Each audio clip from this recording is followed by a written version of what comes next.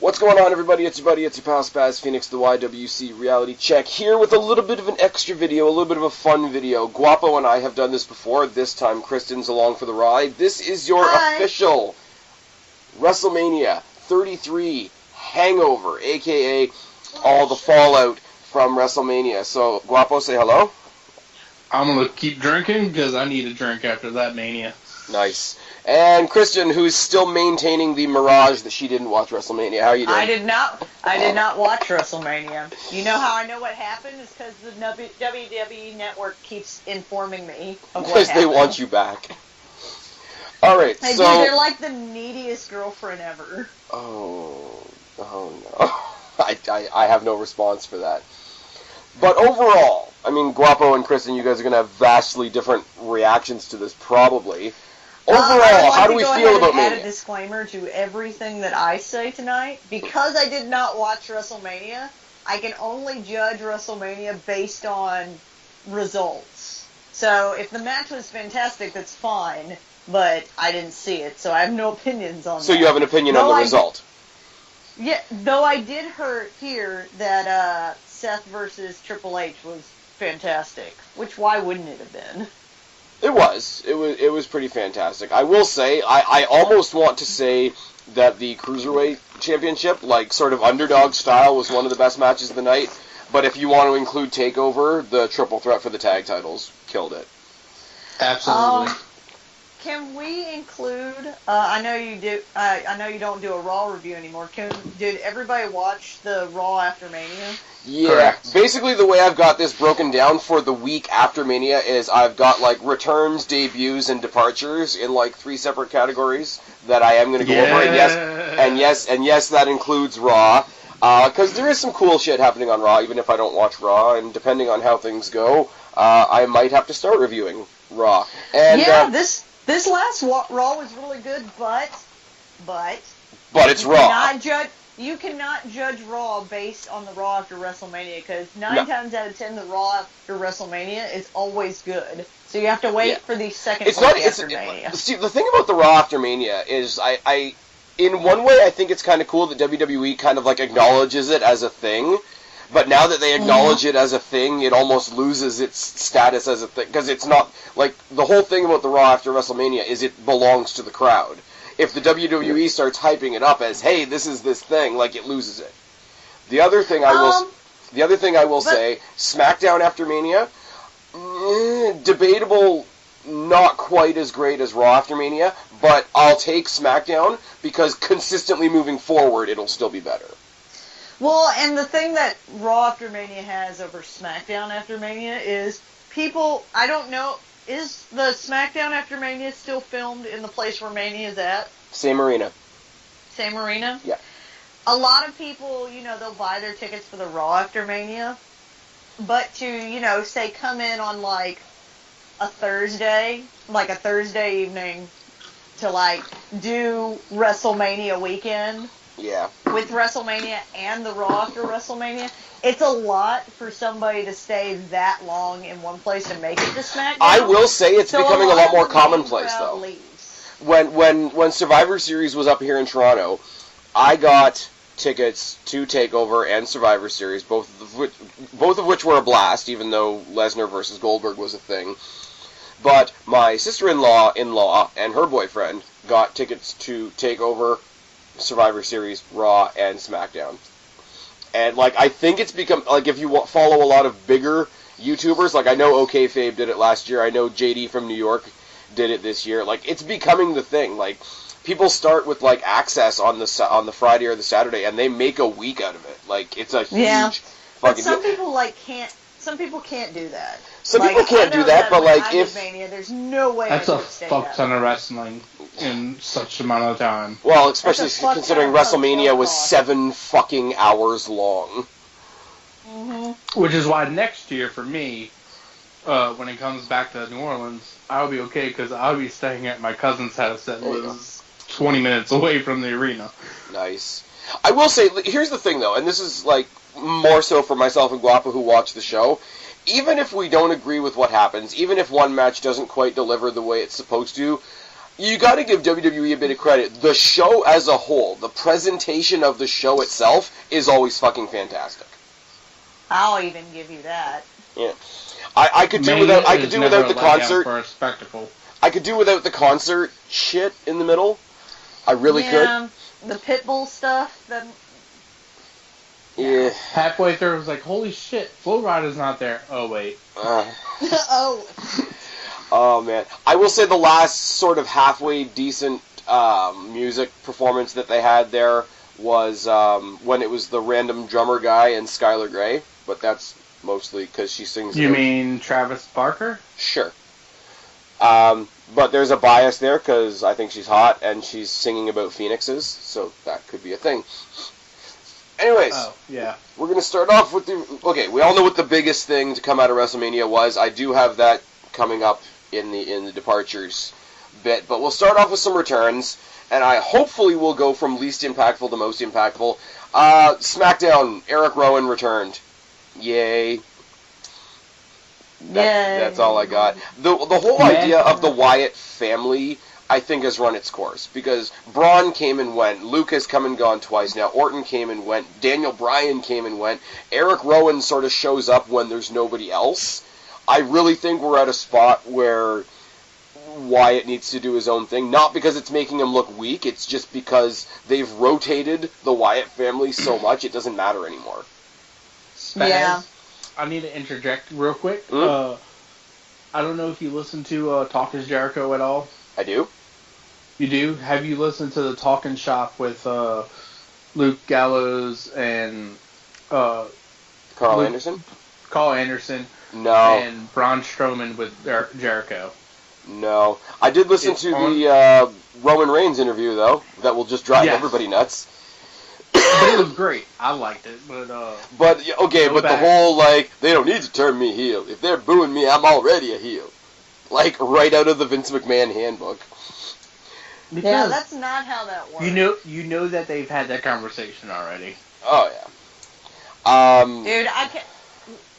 The start of... Okay, we'll get back to the returns in a second. That Vince McMahon comment for when we get to Roman Reigns. Okay, I don't really have a category for Roman Reigns because he didn't return, debut, or depart. But I will take this opportunity to say the beginning of Raw, just wow. And I'm sorry, I hate to give Roman Reigns credit. Start with a positive on it. That the very short promo that Roman did was the best thing he could have done. It's the best thing he could have done. Yeah, because the way he came out there, and it wasn't just that he ignored the fans, right? Because as much as they want to say he's not a heel, he is, for all intents and purposes. So for him to not only go out there and ignore the fans and just say his piece, but he was actually going in and basically, soaking in all the hate. I know you don't want to give Roman credit or the creative behind Roman Reigns credit, but that was kind of good. Anybody they put with him right now. It's a good segment if they are actually turning him heel. Or even if they leave him in this really, really annoying in between, but still have him do stuff like that. The other person that's going to benefit. Okay, nobody wants to see Lesnar versus Roman. They would rather see anything else at this point. But I will say, if they're trying to make us boo Brock Lesnar again, having Brock Lesnar say, I've only got one guy on my mind to challenge, and he calls out Roman Reigns, while the entire crowd is basically screaming that they want the answer to be Finn, and Brock Lesnar gave them the one answer they didn't want. Kind of a cool heel move by Heyman and Lesnar. I'll give you that. Because, people will cheer, if they went out and said, we're going to challenge Finn Balor, which is what everybody was cheering for, that would have gotten Brock Lesnar cheered as well. And as much as WWE doesn't really get that, people love Brock Lesnar. He isn't a bad guy, he isn't a good guy, he's just a steamroller. Well, and also, especially, granted, you can't judge it based on the Raw After Mania crowd, because it's the Raw After Mania crowd. Yeah. They fucking loved Lesnar because he got rid of Goldberg. Well, that's the thing, too, but, Brock Lesnar is the most legitimate thing in the WWE right now. Even though he's only there part-time, and he's the one exception to the we hate part-timers thing, But like, it literally Because doesn't Brock matter. Like fucking Lesnar. whether he's a good guy or a bad guy literally depends on who he's facing. He's going to be the babyface if he faces Roman Reigns. If Daniel Bryan was still around, he'd be the heel because people like Daniel Bryan. Brock Lesnar is, whereas they're making Roman Reigns painfully neutral. Brock Lesnar is like that awesome neutral, where he can basically fight anybody and it's believable. Like nobody's gonna boo him, but like if you put him up against somebody like a Samoa Joe, who's a heel, but we love him, so we cheer him, they would both get cheered if it was Joe versus Lesnar. They would both get cheered if it was Balor versus Lesnar. Lesnar will get cheered based on the fact that he's facing Roman Reigns. It's the same kind of thing where like CM Punk couldn't get booed if he tried as long as he was facing Cena. You're going to have the same thing here. Mm-hmm. I mean, it's going to be painful because we know what the result is going to be, but whatever. Okay, on to a return that matters just a little bit more.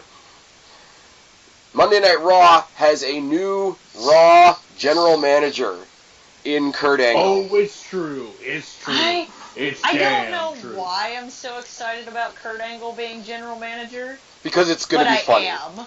The whole shtick with him and Enzo and Cass. You know, how you doing? That was the best thing ever. Where he's like, That's not how you spell soft. Because here's the thing: as legit as Kurt Angle is, and I listen to him on Talk Is Jericho as well, and I think he's set to be on Edge and Christian's new podcast as well. Which, if you haven't listened to if you haven't listened to Edge and Christian's podcast, it's funny as hell. But basically, like, Vince McMahon basically told him in his first run, like, we can make you goofy because the world already knows you're legitimate, because you're the Olympic gold medalist or whatever. Like, you think back to the old comedy shtick that he did with Austin, the comedy shtick that he did with Edge and Christian and Rhino. Like, the whole, you know, hey, how you doing? I'm doing all right, thanks. I just went into the Hall of Fame. Thanks for asking. Like, and, like, you see him trying to break up the fight between Juicer Mahal and friggin' Sami Zayn there. And it's going to be good because he's going to be entertaining, but he's got the intensity as well, like that he can stick his face in there and be serious. And it won't be like Mick Foley, who we couldn't really take seriously doing that because we know he's kind of broken. But yeah, I love it. Way too long since we've seen Kurt Angle in the WWE. Absolutely, and like you said, I just listened to the Angle podcast with Jericho today, and it's great. I'm happy to hear I was really happy to hear his story that he's on the 4 years sober completely now. And well, not only that, he's got the app as well. Like he's putting work, like support systems in place for other people that are going through similar problems as him. Like, I mean, we get a lot of this with a lot of different. Look that shit up. Yeah, you get this with a lot of different wrestlers, but like, okay, you know, these people come out and they not only like admit these struggles that they've had, but you can tell like outside of wrestling, they're trying to help other people that are in the same spot.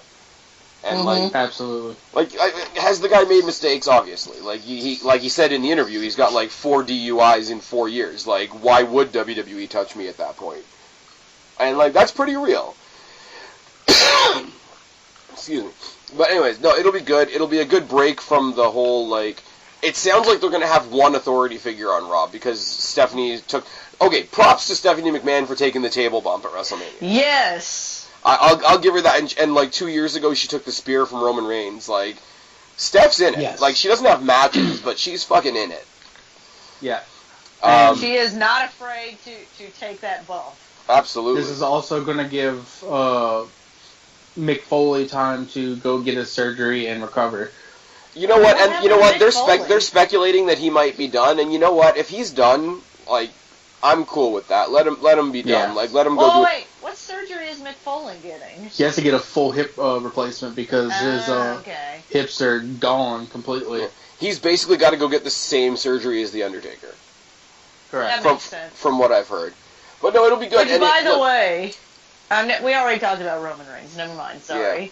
And I'm sorry, like, the whole, like, 2 authority figures on a show, it works on SmackDown because they're, like, a unified team, and Daniel Bryan and Shane McMahon work off each other pretty well. But the whole Daniel's going to be gone for a little while right now. That's true.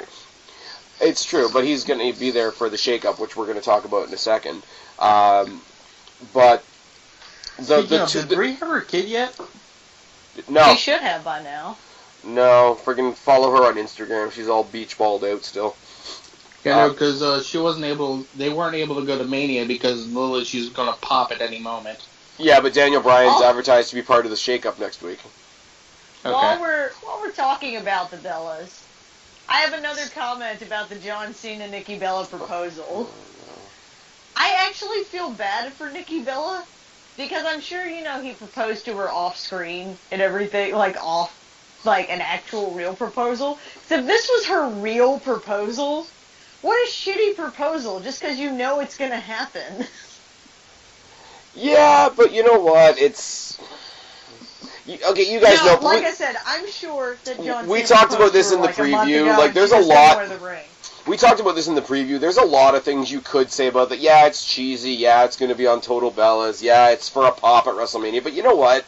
You went out... If you watched the match, Guapo, I'm sure you'll agree with me, Nikki Bella and John Cena looked like they had the time of their life in that match. Good. Which, for all intents and purposes, was a nothing match. To be honest, I use it as a piss break.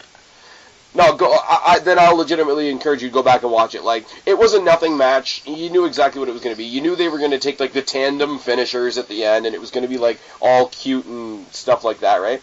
But we've talked about it before, and like I say, we talked about it in the preview. You can tell when the wrestlers are having fun themselves.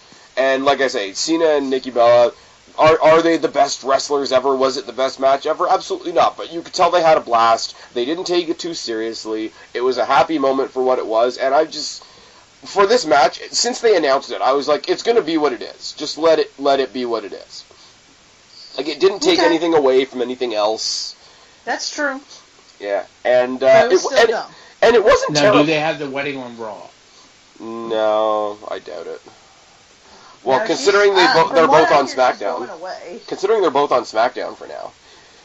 Anyways, quickly, let's talk Guapo about how you and I are halfway to winning our bet with Kristen. Okay, I want to point something out real quick. Before we get into it, I'm just going to put this little nugget of information. I don't know if you follow Matt Hardy at all on Twitter. On Twitter. Indeed. But he put on Twitter that coming to WWE has what you call it, temporarily subdued my condition. But it can return at any time. Apparently. AKA, they're working out logistics with legal. You know what I'm happy about is that we didn't come on this podcast and you guys were like, look, people are saying delete, and Michael Cole said broken gimmicks there. So I give you guys props for that. But WWE. Okay, if you follow WWE's generic Twitter, they're definitely leaning towards it. Yes. I was ready for you guys. I was ready for the defense that I was gonna have to post up to be like, you can't just fucking say delete and be like, this is the fucking gimmick. Okay, but have you heard Matt Hardy cutting his promos since then? He can't not do the voice. Jeff Hardy purely went back to charismatic enigma Jeff Hardy. Matt Hardy is in this weird middle space. But you know what I think? And this is where I'll sort of back up a little bit. If they want to do, because not everybody watches TNA, obviously. If they want to bring in the Hardys. What's TNA? Yeah, what's that? The Anthem Owl.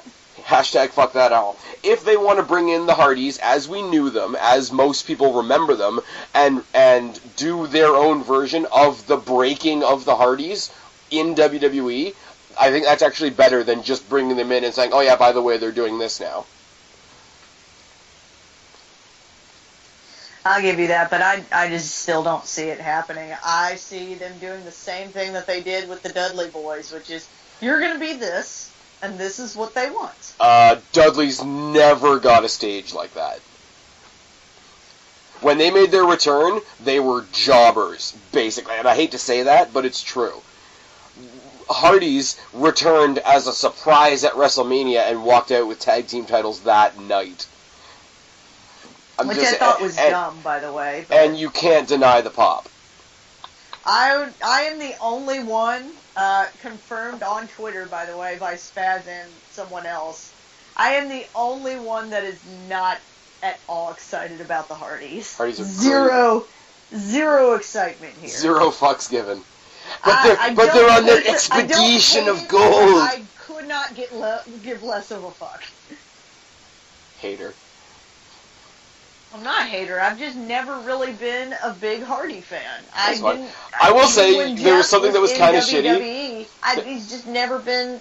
He's never done it for me.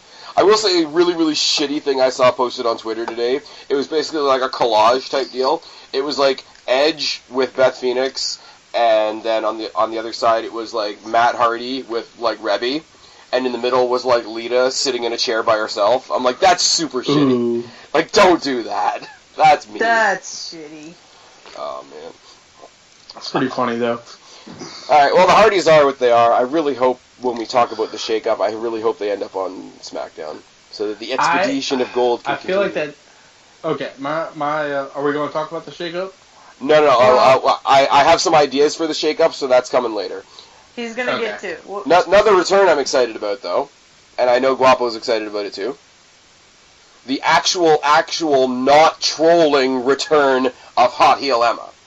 Yes, Hot Heel Emma has... Yay! Emma has returned. I'm excited about Hot Heel Emma, too. I will say, not only that, but her getting up and doing her whole little entrance bit on the commentary table and basically giving Corey Graves a seizure. Yeah, that. Hey, I would be freaking out coming and everything all at the same time. We needed something new on the Raw division, because I'm sorry. We especially need a new heel on the Raw women's division. Because Nia Jax ain't doing it. I don't care how many bikini pics she's putting on Instagram. Hey, more power to her. More power to her, but... anyways. I got nothing. Nia Jax doesn't do it for me as a character. I've said it to nauseum. Nothing against her personally, but WWE is still booking her like a fat chick, which is unfortunate. We've said it so many times. And it's still so true, which is unfortunate. Like, if they gave her a better move, if they gave her like a Braun Strowman moveset and played her up as a power person instead of just being a big person, I'd probably be into it. If you want to play like power versus power, okay, Dana Brooke's not great in the ring, but they have done a good job of like accentuating that she's like a bodybuilder, power lifter type chick. You could have a lower card, and I'm not saying title, I'm saying lower card, like power versus power, like big woman versus big woman match. Which now it's kind of odd because they have Dana Brooke and then as a face and then Emma as a heel, and it's real weird to see them like on opposite sides. I will say, like the six, it kind of sucks that she didn't really get much pomp and circumstance on her return. I thought that was kind of shitty, like bring her back in a 6-woman tag. But I will say, if you look at the 6-woman tag, both of her former partners were on the other team, and they didn't really do anything to play up that story specifically. Because there's no story. Yeah. It happened on NXT, therefore it's not a thing. Yeah, that's true. But they need to do okay. SmackDown has proved that you can go into a pay-per-view with 3 different female feuds. Raw, with 3 hours and a larger roster, can at least give us 2. I agree with that, but you know that's not how it's going to happen. Can we quickly touch on how the SmackDown's women's title match was moved from the pre-show to the semi-main? Semi-main? I said that in my quick WrestleMania thoughts video that I did. I said, you know what? I'm going to put aside the fact that Trash Bag won the match.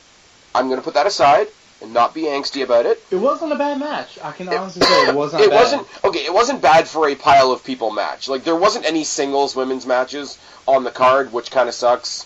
For what it was okay. Ellsworth getting a Bexplex was one of the highlights of the match. Like I say, Obviously you guys know I don't like the result. I don't need to go over that. But here's to the audience and here's to the Twitterverse, I guess, for hashtagging the fuck out of Vince McMahon and having that move from the pre-show to the semi-main. Mm-hmm.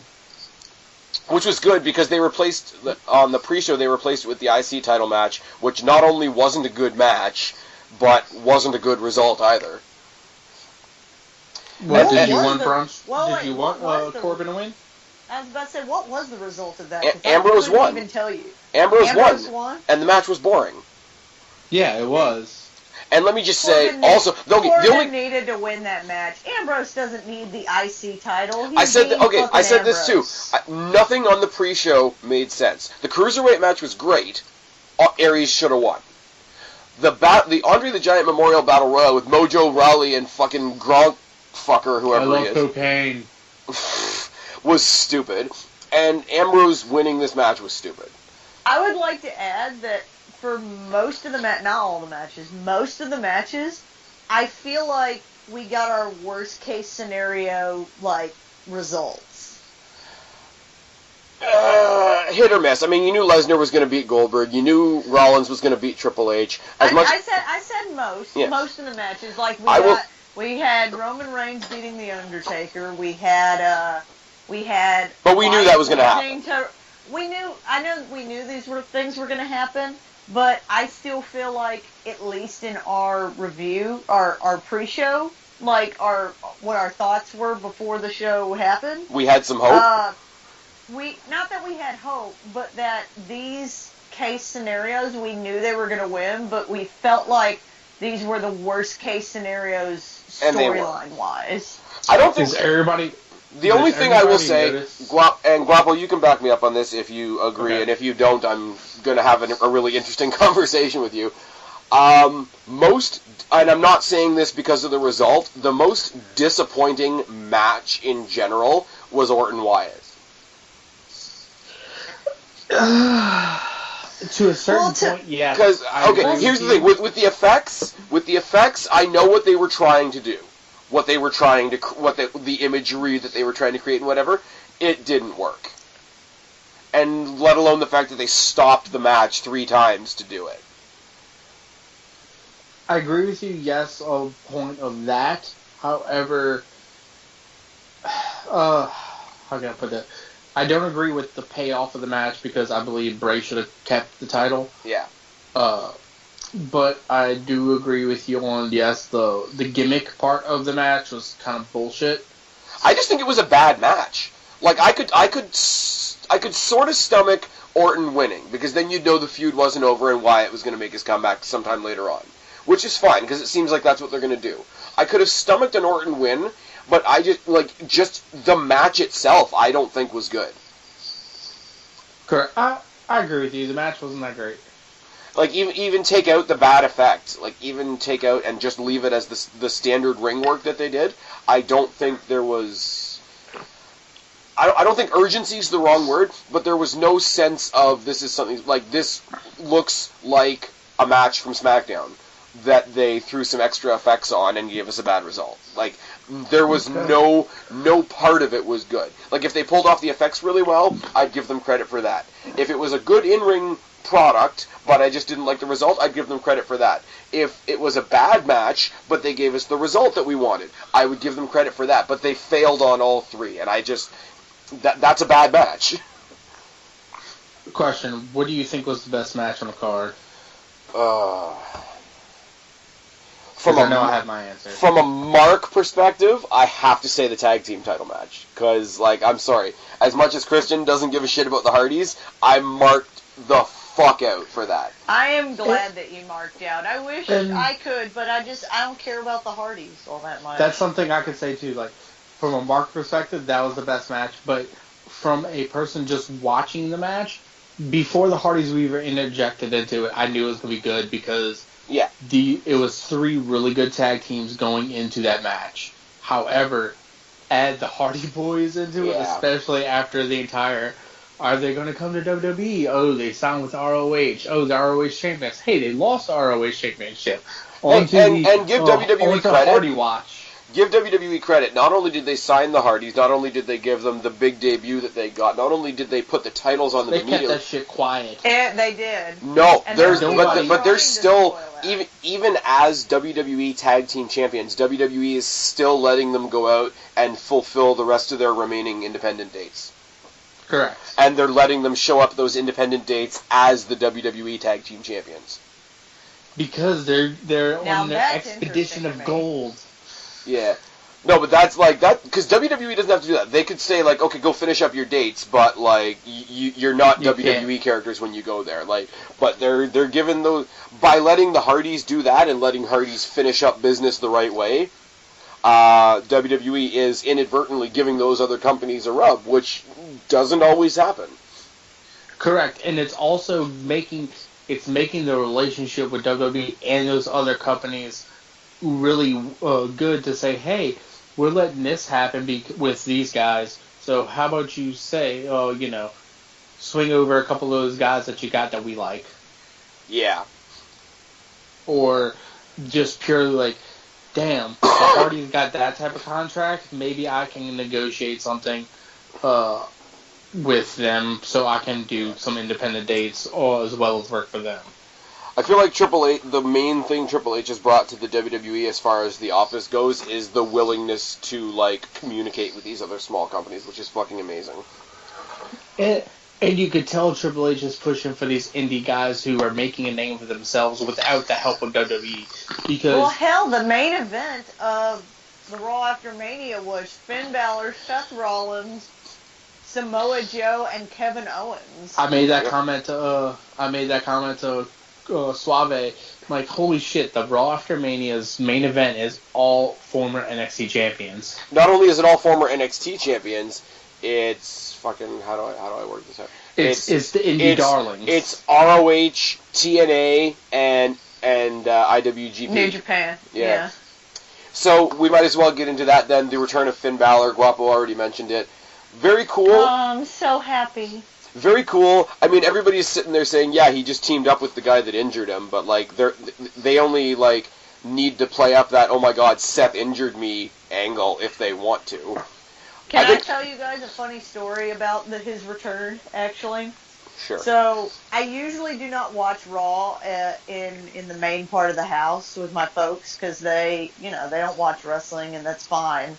But for whatever reason, they decided, no, you should come watch wrestling out here, which I shouldn't have done anyways. That's a longer story. But anyways, so I'm watching Raw. My folks are over there. My dad's, like, doing that thing where he's like, I don't know what's going on, but I'm kind of, like, trying to be into it kind of thing. Yeah. And my mom's, like, playing with something on her phone. Yep. And Finn Balor comes out, and I make the comment that I make to you guys quite frequently, is that I go, hey, Mom, look, that's your future son-in-law. He just doesn't know it yet. That's creepy. We'll make that joke. And my mom goes, oh, okay, cool. Like I'm a fucking crazy person. Because I am a fucking crazy person. It was just... Now, if she'd never seen him before and he came out with the demon gimmick and you said that, then you might be in a straitjacket by now. I made the same joke with my mom. Oh, okay, cool. I made the same joke with my mom about Paige about a year ago.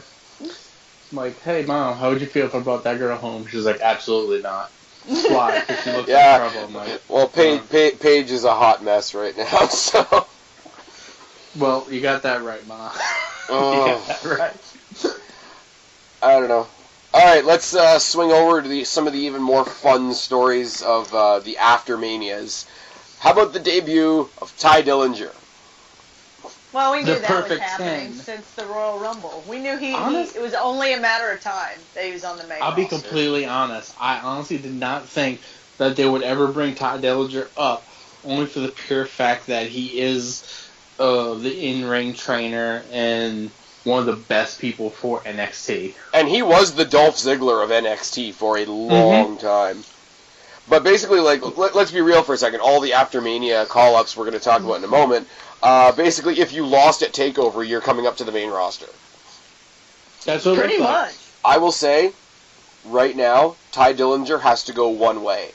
They have to give us Ty Dillinger versus The Miz. I'm okay with it. That would be want awesome. Because look at what Miz and Maurice are doing to John Cena and Nikki Bella right now, like with all the parody shit and like how it's right on point. Like, I love the 10 gimmick, but that's such a bit of material for somebody like Miz to play with as the heel. Like, it'll be perfect. As long as we don't have Tyler Breeze coming out dressed as Nikki Bella again, like, we could do without that. Quick side Nobody note. needs that. Them NXT titles, though. Oh, fuck. You know, I posted about them, like I did a side-by-side comparison. I don't Yeah. know how I feel about the new NXT title. I love them. The NXT Championship and the NXT Women's Championship look exactly the same to me. That's okay, though. And the reason... I guess it's fine, but... The reason I say it's okay... They can be the same belts, but I feel like I want some sort of distinction, like make the strap a different color. Or There is. The women's title has silver on it, and the men's title doesn't. The women's title is what? The X and the accents on the women's title are silver, whereas the NXT men's title is solid gold. See, I didn't catch that. You didn't catch the subtleties? Yeah. No, I did a side-by-side with the old titles and the new titles, and it actually got picked up by No DQ, so shout out to Aaron Rift and No DQ. But, Nice. But no, I like it, and because, like, what are they doing right now? They're doing, like, the women's revolution thing, you know, women can do anything men can do, and that all started in NXT, let's be real. So why not make the men's title and the women's title look equal? I do like the new men's title a lot better than that big X belt. The old X title looks like it was awkward to wear. Do you get what I mean? Because it's square instead of a rounded belt. I don't know. It looks like the corners jab into somebody, but exactly. Everybody has 0% body fat, so it doesn't have anything to jab into. I love all the pictures online of Brad Maddox. He's like, yes, see those new titles? That's because of me. I made that happen. That's so bad. And like even the tag titles are completely different, and they're sort of an upgrade from what the old tag titles looked like, but they still look so much better. I made the comment the other day that these new titles they somewhat resemble, but I'm not sure. Like maybe it's a stretch, but I know there's been a rumor that WWE's looking to acquire ROH. They kind of resemble the ROH titles. And the other thing, what's unfortunate, and I saw the comment sort of all over the place, you can't really avoid it because the name of the show is NXT, but all the belt designs they've come up with so far look like X Division from TNA. Like nobody would get, like, unless they go away. Like every NXT logo you've ever seen, the X is the biggest thing because like an X as part of any logo is usually the center, right? Mm-hmm. But just because like X Division, TNA failed, like somebody's going to always make the comment. But the titles look fucking great. Side note: here's to Drew McIntyre being back in TNA and absolutely. NXT. And I'm going to talk to him about him again later on. But so we got Ty Dillinger on SmackDown.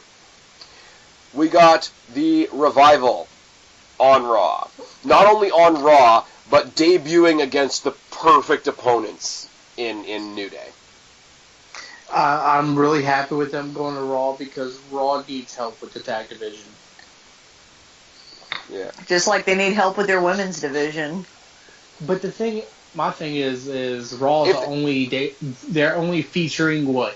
Four tag teams right now? Well, it looks like they've been shying away from the New Day. Well, they shied away from the New Day because the New Day was in that hosting role and they didn't have a match at Mania. They're going to pop back up. And especially with the rumors of Big E being drafted away from the other two, like I'm pretty sure they're going to go with like a Woods and Kofi Kingston are the official tag team and Big E's going to go do something else. But I mean, that sucks because if they take them away. I don't like the idea of breaking them up. I know they're three-person tag. I don't feel like it works with just they play off of each other way too well.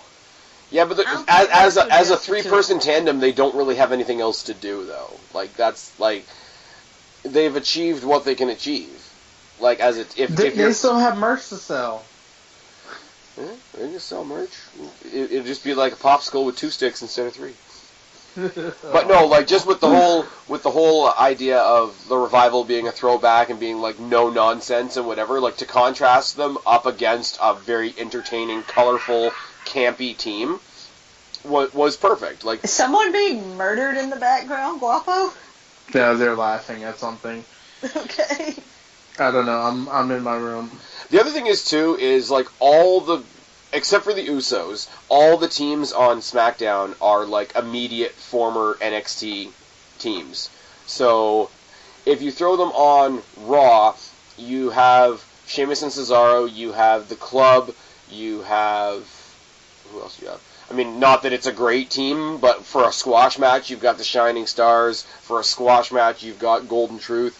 You're not diving immediately into NXT rematches right away.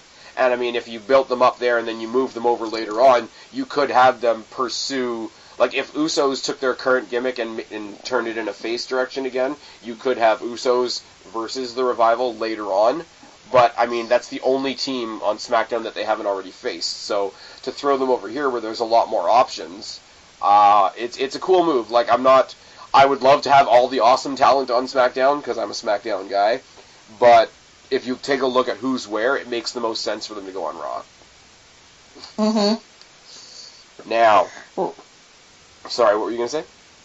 nothing. I was going to say something and then decided we could move on. Okay. Well, if we're going to move on, we're going to move on to Nakamura. And, yeah, it's Nakamura. Nakamura. SmackDown was the best place for him to go. If he had gone to Raw, it would have been a fucking disaster. If they debuted him on SmackDown this week to trade him to Raw next week, I'm going to be pissed. Don't count out WWE. There's no reason for Nakamura to be anywhere near Raw. Like, it's just especially with the rumors of AJ Styles going to Raw. Which I'm okay with. If they leave Nakamura on SmackDown. But they've got, like, so many main eventers. Like, over on Raw right now, you've got Lesnar, Roman, Rollins, Owens, Sami Zayn if they push him properly. They won't. Don't count that. But Sammy, and I feel like Sammy, what I really think might happen is they might flip-flop the Intercontinental and U.S. title on shows. Well, that's the only title they can flip, really. Yeah. I predict another Kevin Owens Sami Zayn feud coming to the forefront. Oh, like a loser leaves type deal? Maybe for like the U.S. title. I don't know if it'll have a gimmick like a loser leaves Raw kind of thing. But I feel, when is the shakeup? Next week. Monday. Next week?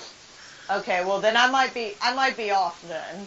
If Sami Zayn and Kevin Owens are on the same show, I guarantee there will be a feud for the U.S. title. Yeah. Between the two of them. I don't know. Nakamura, SmackDown, leave him on SmackDown. This needed to happen. Yeah. Plus, he had nothing left to do on NXT. That crowd pop, though. Oh, fuck. And the cool thing is they gave him the pay-per-view entrance on SmackDown. Which, by the way, am I the only one that thinks Nakamura... I like the violin guy, but I always feel like the violin guy is, like, it's real awkward when he has to, like, then Nakamura has to, like, walk by this dude, and if he interacts with him, it's weird. And if he just completely ignores him, it's weird. Yeah. Like, they should just have that dude on the side of the stage. Like, you still see him with, like, the light, like, put a spotlight on him and everything. And then when Nakamura comes out, he doesn't have to, like, walk past that dude. I know that's a dumb, like, semantic thing to, like, complain about. But it's just always real awkward for me as he tries to, like, walk around that violin dude. Nice. Like, they should have him off to the side, like, when they do the live, like, intros at WrestleMania. Like when they do bands and stuff. Yeah, the bands are off to the side so that the wrestler doesn't have to, like, walk through them to get by. I don't know. Remember the WrestleMania 25 Diva Battle Royal where all the women had to come out around Kid Rock? Yes. Well, yes, because I feel like Kid Rock maybe had a contract obligation that says, I need at least 4 divas to, rub their ass on my junk before they go to the ring. Okay, Kid, what is it going to take for you to come perform at WrestleMania? All the bitches. All the puppies. Yes, all right. By the way, still awkward. What? It was awkward because he was in the middle of the ring and they had to walk past him. It only proves my point. All right. Not to put it out on a down note, let's talk about some people that we lost this week. Hang on, let me get my drink ready. Well, I'm going to start off with a minor one. Simon Gotch. Not exactly a loss, but it still sucks because I can't really say it sucks because they haven't done shit with the Vaudevillains since their feud with New Day. I didn't even know that he had left. I hadn't seen the Vaudevillains in forever. Yeah. My point exactly. Well, it's only like when they had those matches where let's show all of our tag teams. But here's the cool thing, though, because what it brings us to, I don't want to see anybody lose their job, right? But like it puts it into perspective now as to what do they do with Aiden English, and there's really only two options. You either throw Aiden over on Raw and put him in the Cruiserweight division, which would be fine. Cruiserweight division. Love to see what he could do in the Cruiserweight division, because we never really saw him as a singles guy, or at least in NXT I didn't really pay attention to him until he was in the Vaudevillains. Or if you want to reform the Vaudevillains, there's a guy over there in the Cruiserweight division. That would Jack be, Gallagher. Yeah. Aiden English and Jack Gallagher could be like the Vaudevillains' second coming or something like that. So it'll be really interesting. Well, I hope he doesn't get further buried because Gotch is gone. When the Vaudevillains moved over to Raw, I always said it was going to be a hard gimmick to do on the main roster. It worked on NXT because I feel like those niche gimmicks work on NXT. You mean like the Ascension? Yes, the Ascension. When you have a Tyler Breeze, those niche gimmicks, they work People really still well like on Tyler Breeze on the main roster. That's the still sad like thing. Tyler Breeze.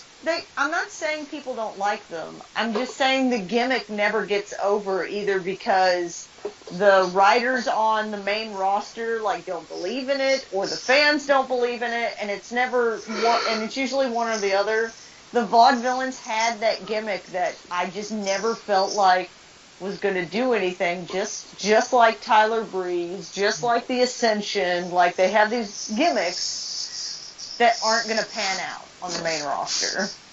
I don't know. Like it sucks. I want to sit here and talk about how bad it is that we're losing Simon Gotch or whatever, because I didn't mind him, whatever. But really, the conversation does drift to, what do they do with Aiden English now?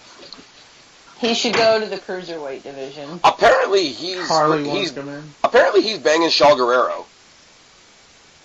Who? Eddie and Vicky Guerrero's daughter. Oh, yeah. What about her? Apparently Aiden English and her. Really? Good for him, I guess. Because everybody's like, well, he won't get fired. He's, got family connections. And I was like, what? And then I went and looked it up. I was like, yeah, he's banging Shaw Guerrero. Good for him. That's never saved anybody. Wait a minute. Are you saying family connections don't save anybody? Oh, Roman Reigns. Usos. I'm saying banging somebody in there. That's actual family connections. You have to be married for those family connections to do anything. Alright, I think we've already spent way more time on Simon Gotch than I thought we were. The farewell address of Goldberg on Talking Raw. Don't care. I thought it was kind of funny that he came... right here, this comment is coming from somebody who was, when Goldberg, I wasn't excited about him coming back, and then he came back, and I was hyped for 2 weeks, and then it went away. Nice. So I'm over it. Thank you, Goldberg. It was fun.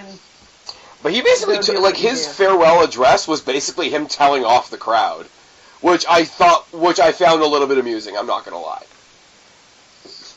I know what they tried to do. It's just they don't realize that nobody wants to see that anymore. Yeah. Which kind of sucks. It is what it is. If he had come back as a heel, I think it could have been cool, because then we would have had that one pure, Brock Lesnar babyface feud, and then he could go back to destroying people. Because, people cheered Brock for getting rid of Goldberg. Well, and if you look at it without seeing the promos that they did, it was almost a Brock Lesnar redemption story.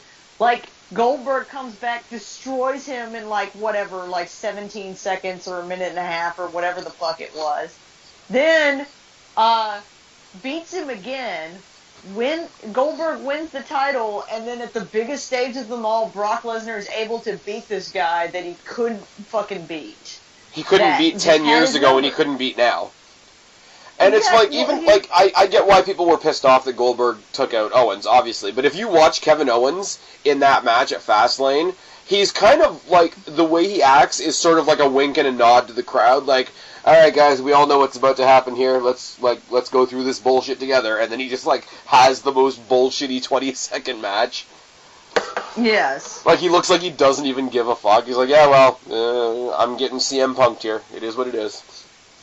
But yeah, so it was weird to me. It felt like Brock Lesnar had, like, this weird face redemption story. Yeah. So it really is a Lesnar story, not a Goldberg story. Yeah. Because it's a redemption. Like, if you hear WWE tell the story, they're probably going to play it up like, oh my god, it was 13 years in the making. It was like, it'd be like if, you know, when Brock beat The Undertaker, if then Undertaker tried to beat him again, you know, didn't they have another match except, like, Undertaker cheated or something? Yeah, like, they had a cage match, and it was weird, because, like, they took apart the ring in the cage, and it was just bad. And it'd be like if Undertaker came back, faced Brock Lesnar at Mania, and beat him. Yeah. Like, it'd be like that. Like, it was a weird redemption story for Brock. So, Goldberg wasn't really the face. Shouldn't have been. Yeah. Shouldn't have been the face. Alright, let's talk about The Undertaker. I hated that this is the match he goes out on. Can I walk out of this one? Yeah, you should have. Oh, Lord. I've listened to a lot of people since WrestleMania talk about this match, and it's like, I get why people are mad. I get, you know, we don't like Roman. It should have been somebody else. Roman doesn't deserve it. I've come to the conclusion, and I think you guys will see where I'm coming from. It doesn't matter. Like, Roman Reigns... Not really. Roman Reigns doesn't matter at WrestleMania. And, like, I'm not trying to be, like, super metaphorical or anything like that, but, like, in a year, like, when we're getting ready for WrestleMania 34, and they do all their WrestleMania flashbacks of, like, Pete Rose getting tombstoned by Kane and all this other bullshit. We're not going to have that next year. That's the sad part. Well, no, but what I'm saying is like, when they do, like, just in general, when they're getting ready for WrestleMania, they show you, like, highlights of other WrestleManias. They're going to show you Undertaker, like, having that long moment. They're going to show you, like, Undertaker retiring, like, the whole, like, ceremonial bit that he did after, you know, leaving his hat and jacket in the ring, and the response that he got, and, like, the respect that he got from the crowd, and the respect that he got from everybody else. Like, that's going to be the story. Roman Reigns is going to be a footnote. Correct. Like I agree with that. Like, the one thing the match did, and I hate to say this, because, like, obviously, like, it doesn't even need to be said, like, how much respect we have for The Undertaker. Right? But, like, watching this match made me glad that it was his last match. Because this match was bad. I felt like his last match should have been his second match with Triple H at WrestleMania. Like, he should have retired, like... Oh, the end of the era match. Who was it that he faced before 30? He faced Triple H. Was it Triple H? He faced Triple H at 30. He faced Shawn Michaels twice in a row. He faced Triple H twice in a row. I was going to say, he faced Edge, and then... Shawn Michaels, Triple H, CM Punk, Bray Wyatt... The end of an Shane era McMahon match should have been his last match. Sorry, and then Lesnar, and then Bray, and then Shane, and then now Roman. They shouldn't have given They shouldn't have given it to Brock. They should have waited till the following year. They should have given it to Bray. They should have given it to Bray at 30 in Louisiana, and that would have been cool. Completely agree. But I will say, like... Which, Bray had a shitty Mania for 32 because he jobbed to Cena. Yeah. I mean, like, I'm not gonna, I don't think you guys are either. I'm not going to sit up here in, like, the next 2 minutes and try to give, like, our reflection of The Undertaker, because that'd be a whole fucking separate video. And That's a completely different video, yeah. It'd be a completely different video, and I don't even think if we did a separate video, we would do it enough. Bray Wyatt had his match with The Undertaker after Brock Lesnar. Correct. Yeah. Well, because his whole thing was his whole thing against Undertaker was like, you know what, last year we learned you can be beaten, and this year I'm going to do it, type thing. Which was a cool story to play off of after the streak was broken, but still. Like I said, I feel like his last match should have been the end of the era match. Like, I feel like he was still, and it has nothing to do with any of his opponents after that, but I feel like after that match, I feel like what happened is something that never happened in The Undertaker's career before, which is that I felt like he needed to be carried a little bit. Yeah. Like, when he faced Punk, he needed to be carried a little bit. When he faced Brock, he needed to be carried a little bit. Wyatt, in the defense for the Brock match, he did get the concussion, like, towards, like, the very beginning of that match. Well, yeah, but like I said, even with the CM Punk match, I felt like, you know, I'm not saying CM Punk had to carry the entire match or anything, but usually... Yeah, but CM Punk was one of those guys that could see where somebody was lacking and facilitate them along. Yes, but The Undertaker never had to do that in other matches. It was, you know, both people could carry the match, and I felt like after his match... There was a couple moments here and there with Triple H matches where I could see Triple H was helping him along. Not enough that it affected the match, but you could see it was starting to happen. And I mean, I will say... And there's nothing wrong with that. I mean, dude, the guy's been wrestling for fucking ever. Like, oh, no. Since he was 19. No, by no means, the guy doesn't owe us anything, right? And as much as this... With how big that entrance ramp was, the fucker should have gotten that stupid, like, mobile cart that they had for all the Royal Rumble people. Yeah, well, that's why they had him come up halfway. That's why they had him come up in the trapdoor halfway down the ramp. But no, like, and I will say, and as much as nobody wants to give him credit right now, Undertaker, the shape he was in this year, he needed to be carried a little bit, and you could tell that there were points where Roman was trying to help him along. Like, I do want to give... Okay, Roman is not the person to carry a match. He's not. He tried, but he's not. He's still green. He's not. Green. But, like, I have to give... The Undertaker. For anybody that's going to shit on Roman, and yeah, I get it. Like, he's the new Cena. Say whatever you want to say. It's been said to death. But give the guy a little bit of credit. For somebody who's not really a carrier in a match, he tried real hard to pull The Undertaker to the end of that match. And I think, and as soon as, Kristen, I don't know whether you saw it, but Guapo, you'll know what I'm talking about, when they botched the tombstone reversal. Yeah. There was a botched tombstone. That is not surprising. But anyways. No, like, Undertaker went to tombstone, Roman went to reverse it, and, like, Undertaker just threw his weight all kinds of the wrong direction. I feel like Roman lost his, like, not his footing, but, like, his grip on Taker, and Taker tried to recover it, but Roman couldn't get the recovery with it. Yeah, but the more Undertaker tried to get his balance back... I'm trying to understand. So, Roman Reigns was in the tombstone... And then he tried to float it over into a tombstone. And then then Roman tried to move it over into a tombstone. Okay. And I think the Undertaker, like, tried to throw his weight a little too much. And I think after, like, and he tried, like, for a good couple of seconds to get it back. And I think after that moment, like, was where the match really kind of fell apart. Because up until that point, they'd done some good stuff. Like, they both did a dive over the ropes. They both did a lot of, like, dramatic trash talking and, like, in the early going. And, like, you got to where, okay, it's the last time around, one last hurrah for the legend type deal. But after that spot, it's just like, yeah, it ain't happening. And it just became a bunch of spears and a bunch of choke slams and a bunch of, it is what it is. Like, Undertaker didn't half-ass it, but he just doesn't... Go ahead. Like, I'm not saying, like, Undertaker, like, gave up, because he didn't. Like, he gave us everything he had, but, like, what he has left isn't much, and that's not his fault.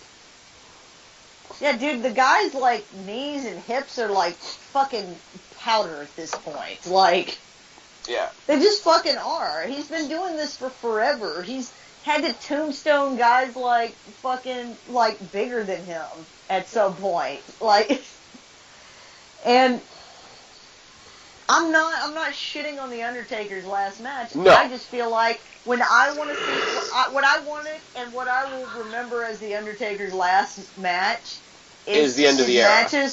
Is the end of the era and his matches with Shawn Michaels and all of that, because I feel like that's when we got the Undertaker and not this, like, and I don't want to make it sound like I'm shitting on the guy again. He's like, at that point in his career, he can fucking, half-ass a match, and he fucking deserves to get to do it. Yeah. But I felt like that's what we got, is a half-assed Undertaker. See, I will push it out one more. I will include the match that he had with CM Punk. I'm not saying that match wasn't good. I just felt like that was the first match that I feel like Undertaker, it wasn't 50-50. That maybe, it was 60-40. That Punk did 60 of it and Taker did 40 of it, which is fine. That's better than some guys in WWE do when their knees aren't powder. Yeah. I will say, like, obviously Twitter blew up with that shit. First of all, everybody was upset by the retirement because it's, big emotional moment for all of us that have been watching wrestling forever. Second of all, that's going to be amplified by the fact that people have been watching the show now for 7 fucking hours. Yeah. And the fact that it was Roman Reigns. Yeah, well, no, they're not talking about him losing the match, but just talking about, like, okay, it's sinking in, like, he's done. Like, that realization. Like I said. Let the guy be done, man. Yeah. Oh, yeah. But, like, everybody's been saying for the past couple of years, like, this, I'm talking about, like, after you get over the fact that it's Roman, after Roman's, like, far out of the scene. When you just have that moment where he, like, because it took a long minute for him to get to that whole, like, taking off the jacket, taking off the hat bit. And, I think one of the best quotes I read was actually on Twitter. It was actually from The Miz. And it just, like, everybody's doing, like, the hashtag thank you Taker bit. And he just said, if there's a single person in this arena with a dry eye, you're a stronger person than me. Like, hashtag thank you Undertaker. And I'm like, you know what, that's fully true. Like, if you listen to Good Mic Work, and he talks about, like, going back and watching the match again, and he's like, I think every time I watch that match, like, some more dust comes out of my DVD player, because, I got this salty discharge in my eye. I don't know what it is. Like, everybody's got their own way of saying, like, you know what? You can talk, and you can debate, and you can vent, and you can think WWE's stupid for various things, or agree or disagree, or be pissed or happy about some stuff. Everybody that gives a shit about wrestling got punched in the gut on Sunday. Knowing that I'm happy for the Undertaker. I feel like he can, he's got a fucking kid with Michelle McCool, which by the way. Not that I disagree with him retiring. I'm happy for the guy. It's the idea that part of your childhood is gone. A lot of people grew up with the Undertaker. Punch you right in the face. Yeah. Punch you right in the face. I don't have that, but I still have a lot of respect for The Undertaker. He was always that character that WWE needed at a time where, like, usually a heel, but sometimes a face, usually a heel, whenever they get too up on their fucking high horse about how fucking great they are, Undertaker was the only guy in the company that if you face The Undertaker, even the cockiest asshole heel guy, when that gong went off, when that bell went off, and the lights went dim, when you watch somebody else in the ring watching The Undertaker come to the ring, when you watch whoever it is in the ring, be it anybody from Zach Gowen to fucking Shawn Michaels, stand in that ring and know that the next person coming out is The Undertaker, everybody had that same look on their face. It was like, everybody talks about, like, watching The Undertaker's entrance. No, you watched the guy in the ring watch Undertaker's entrance. Undertaker's entrance, yes. Standard bearer. Like, his character, like, they always said in WCW that Sting was the conscience of WCW. Undertaker's definitely the conscience of WWE. Even when he was a bad guy. We never got to see Sting versus Undertaker. Yeah. It never will. That's probably good, because the only match we would have gotten out of the both of them at the end of their careers would probably not have lived up to the however many years of hype that people have in their head. That was my statement forever. When Sting came to the WWE, like, finally showed up in WWE, and everybody's like, well, he has to face Taker. I'm like, no, don't have him face The Undertaker. Because for anybody that really, really, really wants to see that match, you want to see it because you watched WCW back in the day and you watched WWF back in the day. You took a picture of these two guys back then. You made a picture of what that match would look like back then, and you carried it with you. I did the same thing. But you cannot sign that match in 2015, 2016, 2017 with that photo still in your head, because it would have been sad. And I don't want to look at an Undertaker match as being sad. I agree. But it's very sad. Well, I don't think it's very sad that The Undertaker left. I'm sad that it's over and that a lot of people, that's their childhood. Like, that's really, since Shawn Michaels is gone, Triple H is, he still wrestles at Mania, but only about once a year, essentially, or maybe twice on a pay-per-view. Yeah, but let's be real, Triple H ain't struggling either. No, he isn't struggling, but he's not,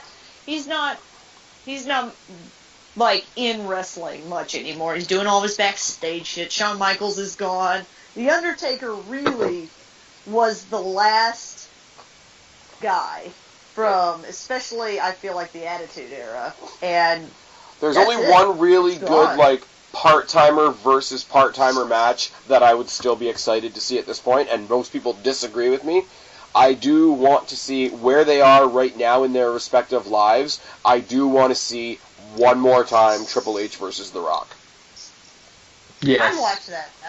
Because I did a couple years ago. I think Guapo, you and I have talked about it before. I did like why Rock versus Triple H should happen. And it was basically I was in with that, in the video with you for that. Yeah, big outline, basically, of, like, everything they've ever done since 97.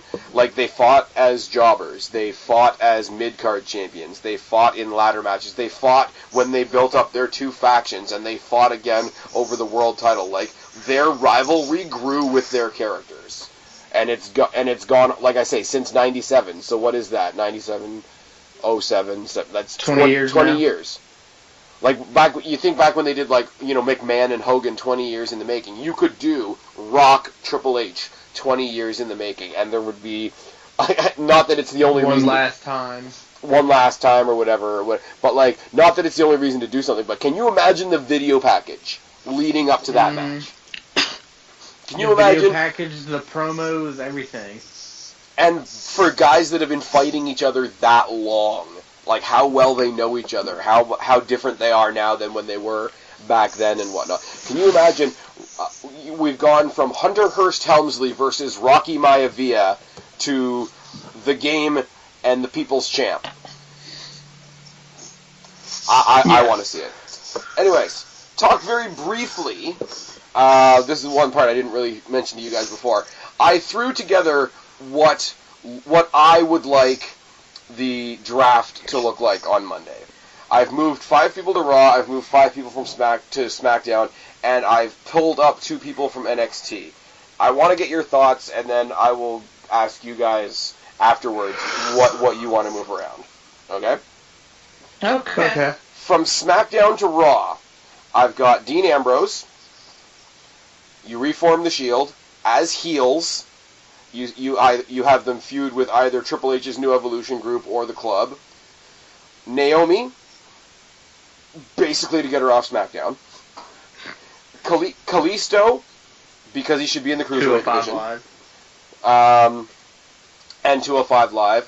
Harper, because unless they move him to a different show, they're always going to have him feuding with Bray Wyatt, and I think that kind of traps him a little bit. And Aiden English. Whether you want to put him in the Cruiserweight division or whether you want to team him up with Gallagher to make another tag team, either way, he needs to go to Raw. And from NXT, I brought up Liv Morgan. Reason being is we've got everybody in the women's division on Raw right now, they're just revolving the title around. Like, there's a fight for the main event in the women's division on Raw, and there's no mid-carders. Like, there's nobody to face like an Alicia Fox or a Nia Jax, or there's nobody for the main people in the title feuds to squash on their way to their title match. Bring up Liv Morgan, who's still green, but like Ty Dillinger is now. Like, we don't think Ty Dillinger's getting a world title match anytime soon, but he's going to fill out the mid-card nicely. Liv Morgan could do the same thing for the women's division and show that you can have mid-card women's feuds. Mm-hmm. I agree with that. I don't agree with the Naomi move, but I like Naomi. Okay. I think she brings a different thing to SmackDown that the other ones bring. That's one of the things I like about the SmackDown women's division, is that every character in the women's division is unique. And I'm not saying she wouldn't be unique on Raw, but I just like the dynamic of the SmackDown women's division. The other two that you're talking about, that would depend on if they're actually going to move the cruiserweights to SmackDown. If they're going to keep them on Raw, then yes, move Kalisto and the thing is, they have to keep cruiserweights on Raw, because since they do 205 Live on Tuesday nights, and it's then yes, immediately I would after agree SmackDown. moving. Wherever the cruiserweights are, Kalisto and Aiden English need to be. All right. So now to SmackDown Live. Oh wait, hang on. And Okay. Dean Ambrose. I actually don't. There's nothing for Dean Ambrose to do on SmackDown anymore. He's already been champion several times. He's already had big feuds with everybody on there. He doesn't need the IC title. There hasn't been a lot for Dean Ambrose to do, which is unfortunate, because I like Dean Ambrose's character. I think he's funny, but in a and I know this term is overused so much, in a kind of stone cold kind of way. Not full stone cold, but he's doing his own shit, but it's very stone cold-esque. Right. To me. Like when he at the Royal Rumble, when he pulls out, I don't remember who, I think it was Sami Zayn's number for him, and Sami was too nervous to look at what number he was. And Dean pulls it out of the little egg thing, and he goes, 8. Oh, wait, hang on, I looked at it upside down. 8. I think his character's fucking hilarious. In a good way, not in a comedic character kind of way. And there's nothing for him to do on SmackDown. There really isn't. They've tried a bunch of things. They even tried, a brief time, bringing in the Renee Young angle. And then apparently she asked to be pulled out of that story because she was getting death threats from people. Why was she getting death threats? She was getting death threats from crazy ass Dean Ambrose fangirls. Did they not know? If they were, I would say, if they were real crazy ass Dean Ambrose fangirls, they would have already known they were dating. Yes, Yeah. but because the angle, it makes it real. Okay. They can deny it if it's not in a storyline. Correct. Well, look at John Cena and Nikki Bella. All right. Well, I mean, it's not like they're on Total Divas or anything. Oh, wait. Well. Yeah, they are. Well. All right. So here's what I do to SmackDown Live. And yes, I'm a little bit biased because SmackDown's my show. Move over Sami Zayn. Yes. Priority 1. Yes. Move over the Hardys. Break them. Break them on SmackDown. I feel like you have ulterior motives to break the Hardys. I'm just putting that out there. That you have ulterior motives that have nothing to do with your career. It's true. Heel Emma, obviously. Anderson and Gallows. And Paige. And who? And Paige, if she's coming back. Paige, if she's coming... Apparently, she's still technically with the company. Sami Zayn is obvious. Sami Zayn, you could put in a title feud on SmackDown.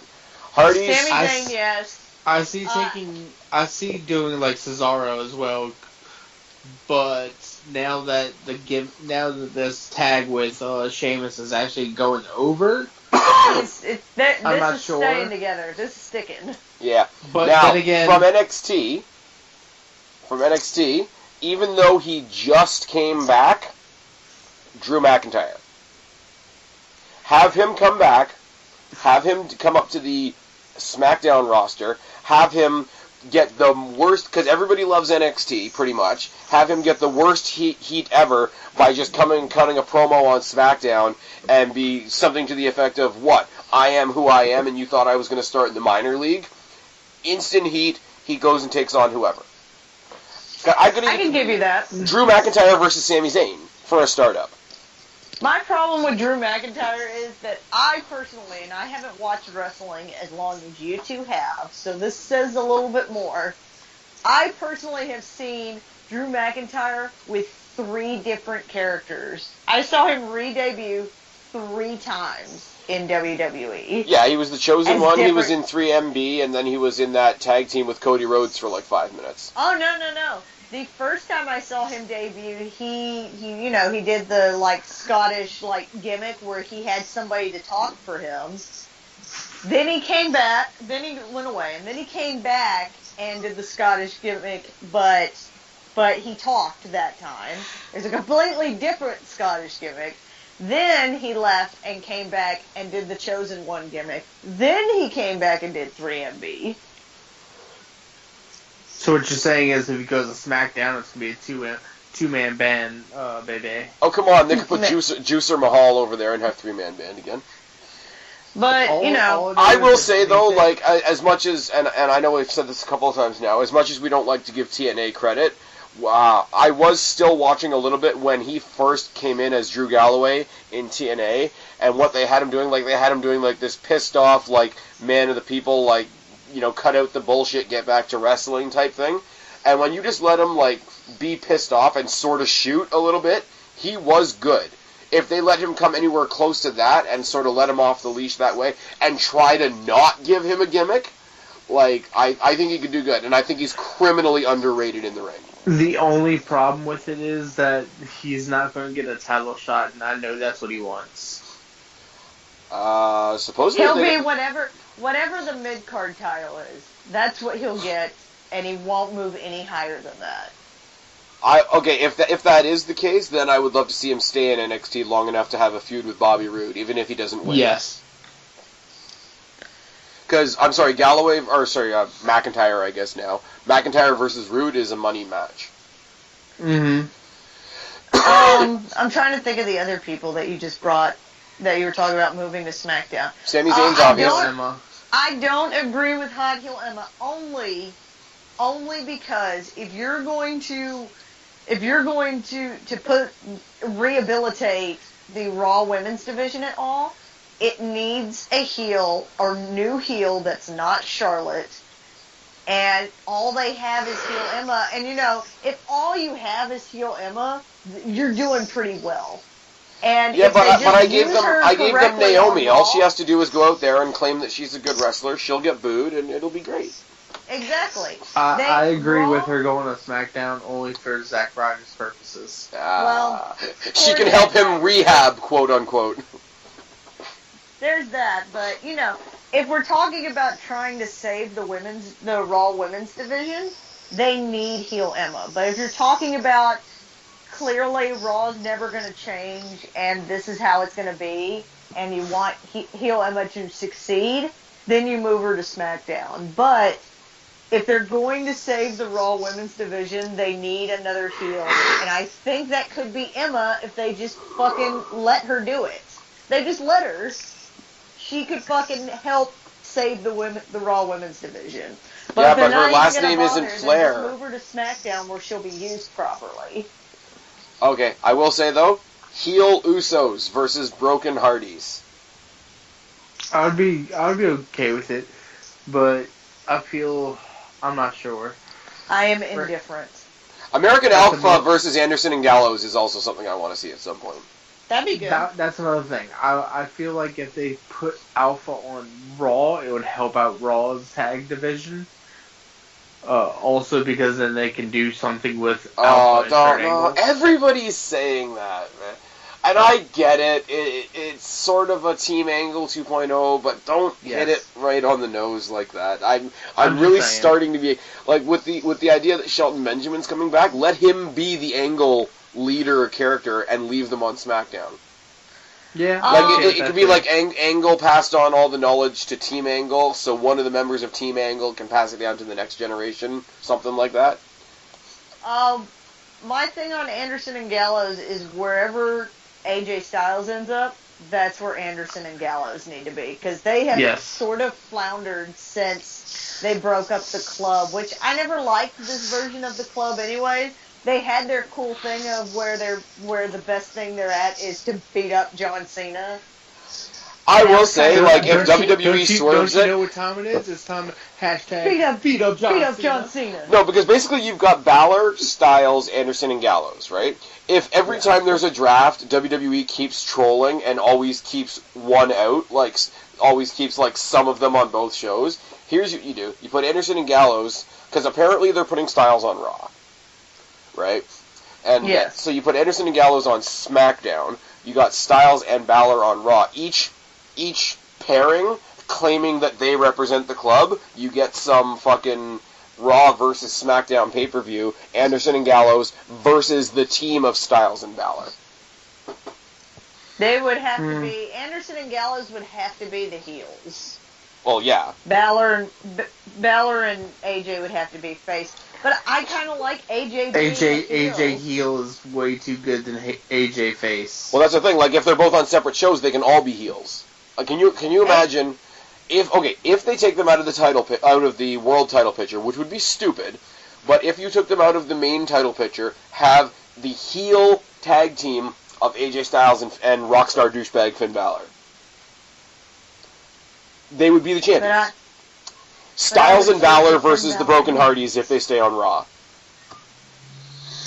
But also, Spaz, every time you add the Hardys to a matchup, we want him on SmackDown. Care less.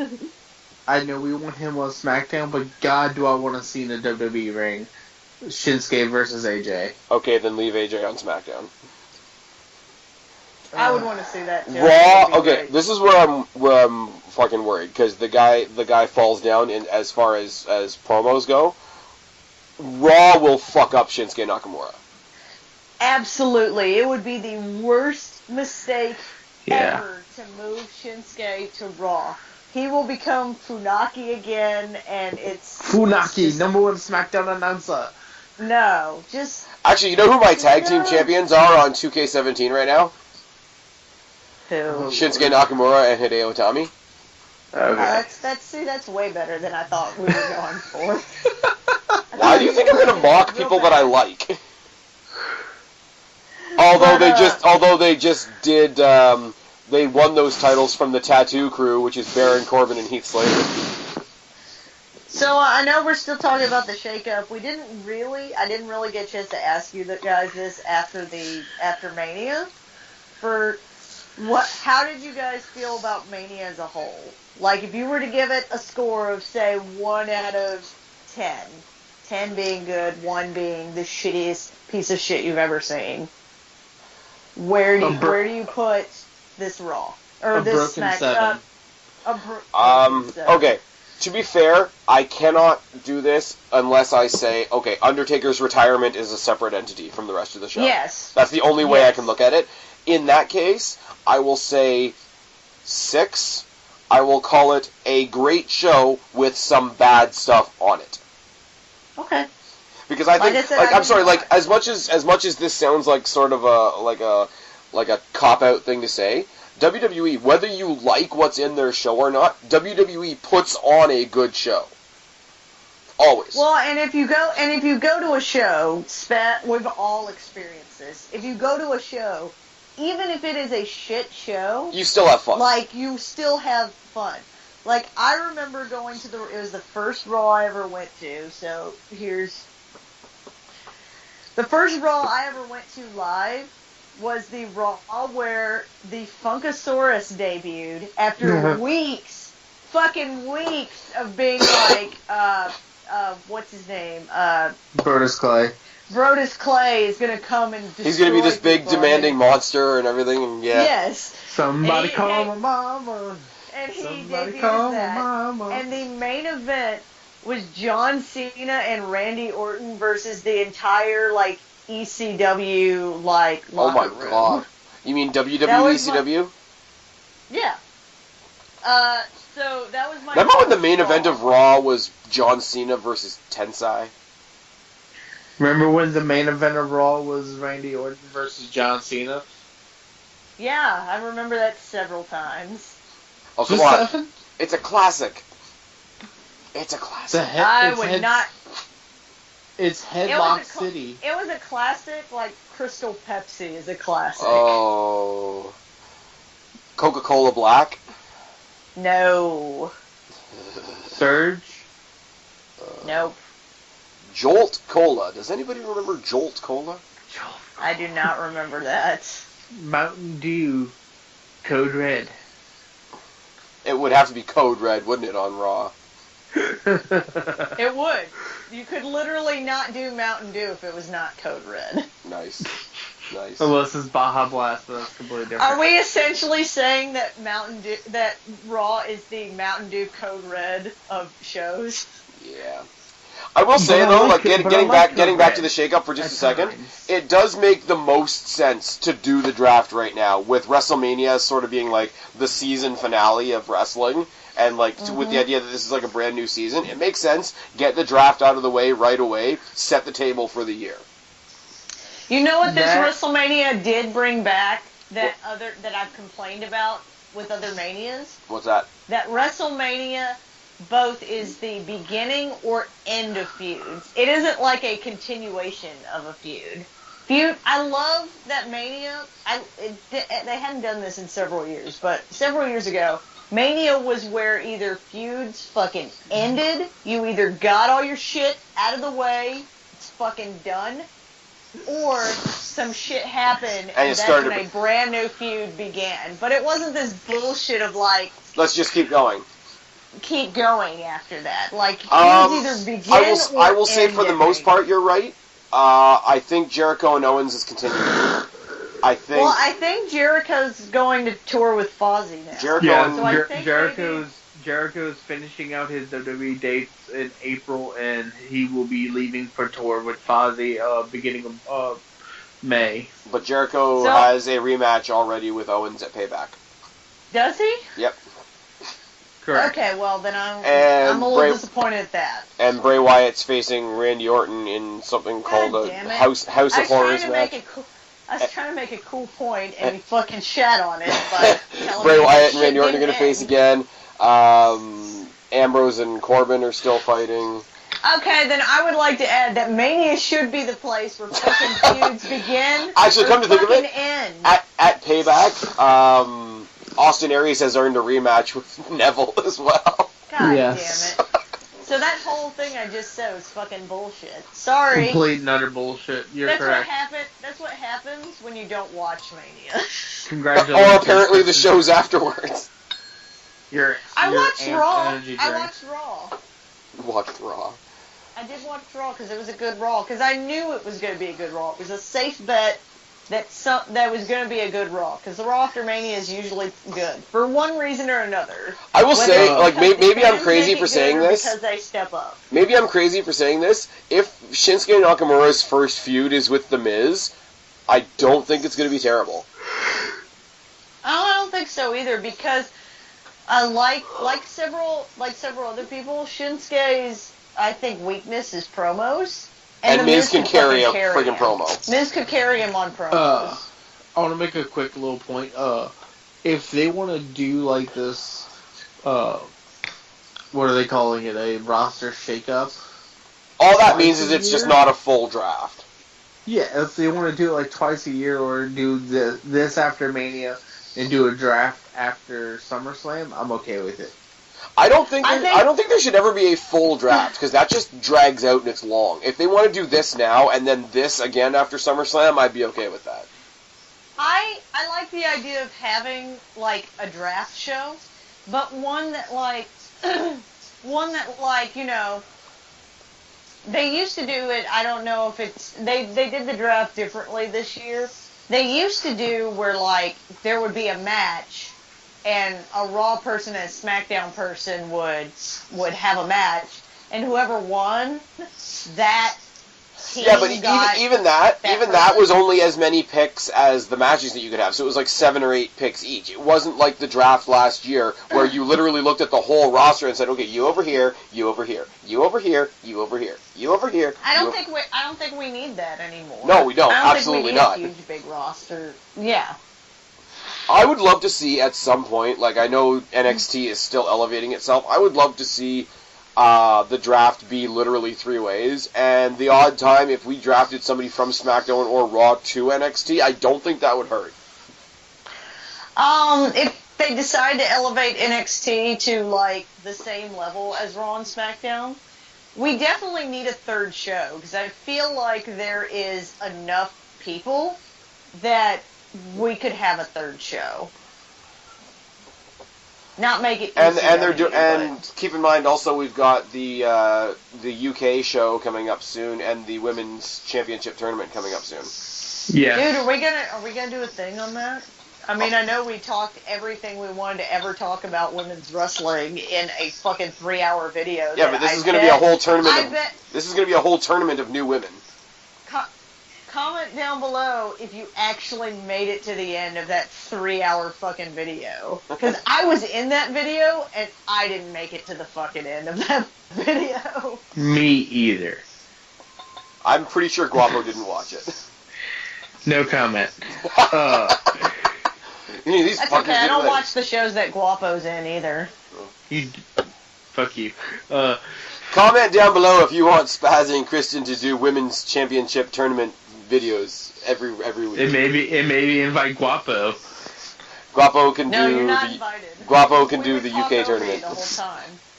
Guapo Anyway. can tag team with Wolfgang against I don't know the vaudevillains or the freaking Bollywood boys. I don't know, Spaz and I can get pretty heated when it comes to women's wrestling. Do you really want to get in the middle? I have that effect on people. I'm good. Y'all can do it.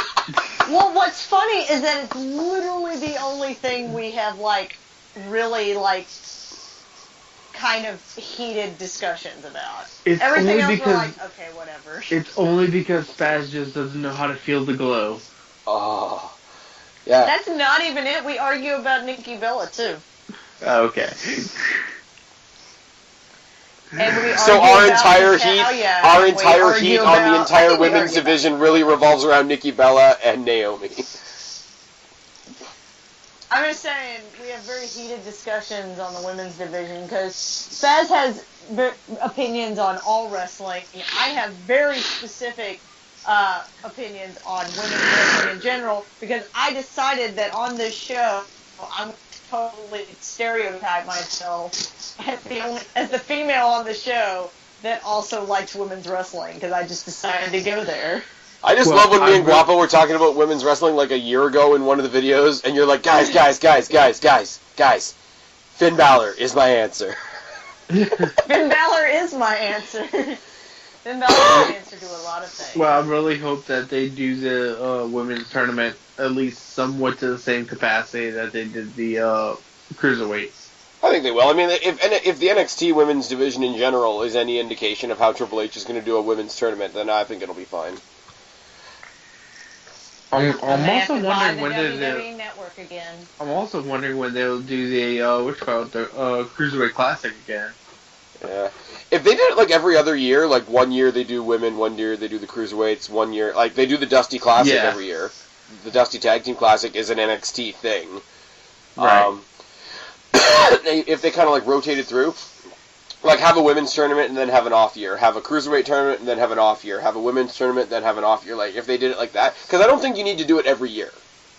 Yeah, agreed. You don't need to bring people in all the time. Well, in fact, if they ever wanted to do the Dusty Rhodes Tag Team Classic, like as a tournament style thing, It'd be a great way to bring in new tag teams too, if they wanted to do it. I think they want to keep Cruiserweight. that. I think they want to keep the Dusty Classic as an NXT thing because Dusty was such a big part of it. I think they're going to do that, but I feel like they also could make it its like own big thing if they wanted to. Yeah, but I think they do. Like they do bring in teams that aren't signed. Like when Ciampa and Gargano were brought in for the tournament, they weren't signed to NXT at the time. Okay. There's a whole other debate. When Ciampa and Gargano come up to the main roster, are they still a tag team or are they in the Cruiserweight division? Yes. I think Gargano will be in the Cruiserweight, but I don't know if Ciampa will. I know he's a size for it, but... Why can't they do both? Well, yeah, they can do both. Tommaso Ciampa versus Austin Aries.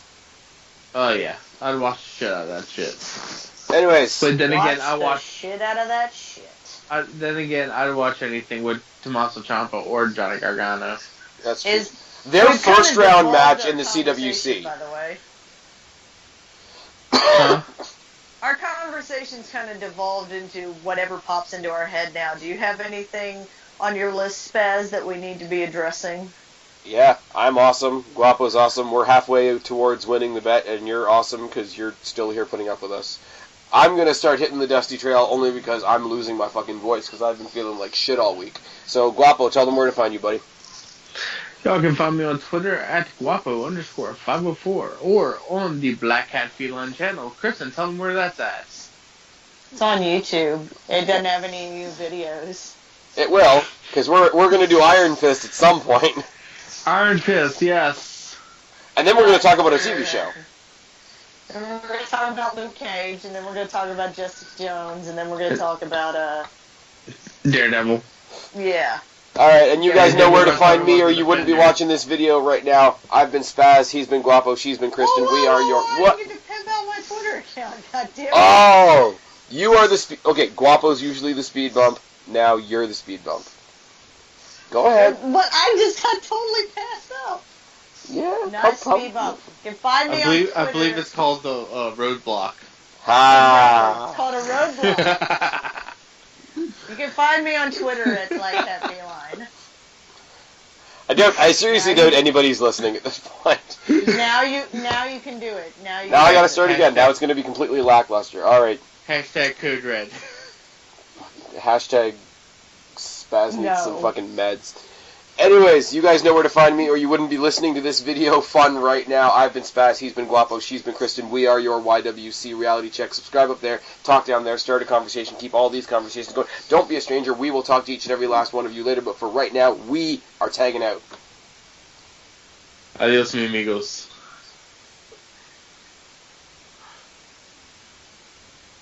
Oh, shit. So that was fucking fun.